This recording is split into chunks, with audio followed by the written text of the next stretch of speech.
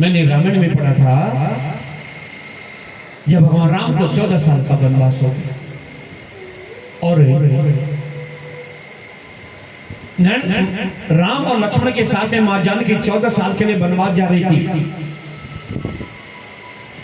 चित्रकूट में अत्रि ऋषि का आश्रम आया और दोनों भाई अत्रि ऋषि के पास में बैठ गए और मां अनुषा ने जानकी का हाथ पकड़ा, गुस्से में खींच करके आश्रम के पीछे ले गई।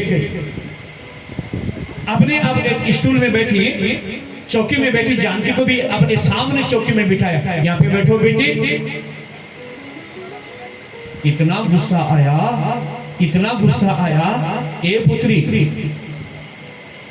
स्वागवती की मांग सुनी और इतना मां अनुषा का बोलना और मां जानकी का फपा करते हो। मां, मेरी कोई गलती नहीं, मेरा दुर्भाग्य देख मां। चंद मिनट पहले सारी अयोध्या में घी के दीपक जल रहे थे। ए मैया, एक एक घर के अंदर 121 घी के दीपक जल रहे थे और सारी अयोध्या नगरी को नई दुल्हन की भांति सजा रखा था। मां, मेरे पति राम के स्वर्ण आसन के पास में मेरे लिए चांदी का आसन लगा हुआ था, राजरानी, और मेरे पति के राज मुकुट की बगल में राजरानी का मेरा मुकुट रखा हुआ था।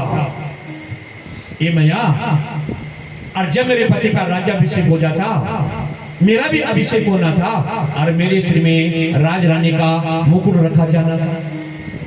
मां, एक सेकंड में दुर्भाग्य की आंधी आई, सब कुछ का सांस, तमाम दीपकों को बुझा दिया गया। घर घर में अट्टारिका में ऊपर भी जो दीप, गुंबदों में भी जो दीपक जल रहे थे उनको भी जानबूझ करके सेवकों से बुझा दिया गया और पूरी अयोध्या में अंधेरा फैला दिया गया।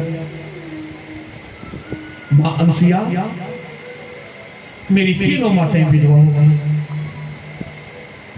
पिता दशरथ का प्राण निकल गया और मेरी तीनों माताएं विधवा हो गई। मेरा दुर्भाग्य देखना, भरत हुआ नहीं है, शत्रुघ्न हुआ नहीं है और हम तीनों वहां से छोड़ के आ गए। मेरे पिता की लाश वहां पड़ी हुई है, कोई उठाने वाला नहीं है। मेरा दुर्भाग्य देखना, और रात भर खटखट। मां, ए मैया, अब तू इतने प्रश्न का जवाब दे। क्या मेरे को इतनी बड़ी आंधी तूफान में, इतनी बड़ी विपदा में